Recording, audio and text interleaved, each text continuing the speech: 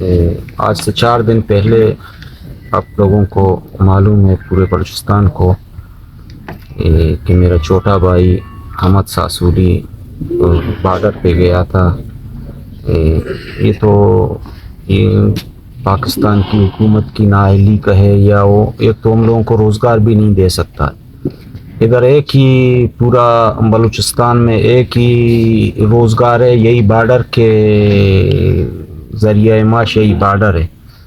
اور آج کل ایک نیا سلسلہ شروع ہوا ہے کہ یہ بائیو میٹرک کا۔ پھر میرا بھائی کوئٹہ سے رات کو نکل کے آیا تھا پنجگور سے، پھر صبح گیا تھا بارڈر۔ جب بارڈر پہنچا ادھر گیا کہ بھئی میں کوئٹہ سے آیا ہوں، آج میرا بائیو میٹرک کا وہ کرو۔ ان لوگوں نے بولا کہ بھئی آج تو نہیں ہو سکتا، آپ کل اپنا بائیو میٹرک آپ کا ہم کل کریں گے۔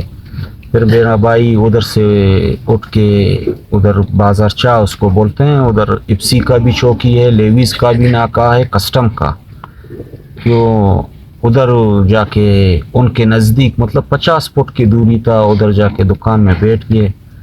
پھر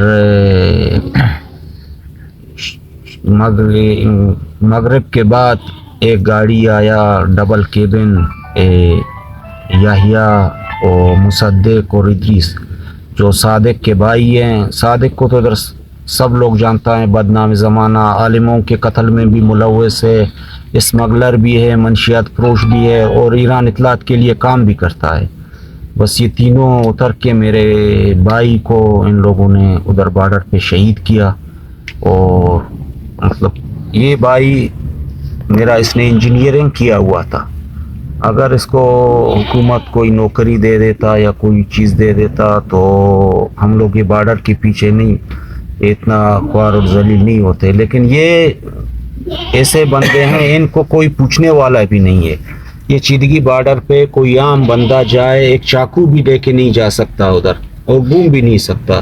یہ کلاشنوں کے ساتھ آئے، میرے بھائی کو ادھر شہید کیا۔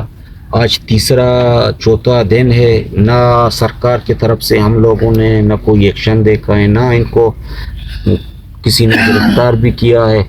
میں حکام بالا سے اپیل کرتا ہوں کہ اگر ان کو گرفتار کرتا ہے تو ٹھیک ہے، نہیں تو میرا قوم بیٹھا ہوا ہے۔ جو میرے قوم ساسولی قوم نے فیصلہ کیا، اور میرے خداوندان کے جو بھائی ہیں ہم لوگ رہے کہ جن لوگوں نے جو فیصلہ کیا کہ ہم لوگوں نے کوئی قدم اٹھایا، تو اس کا سب سے بڑا ذمہ دار یہاں کی انتظامیہ ہے۔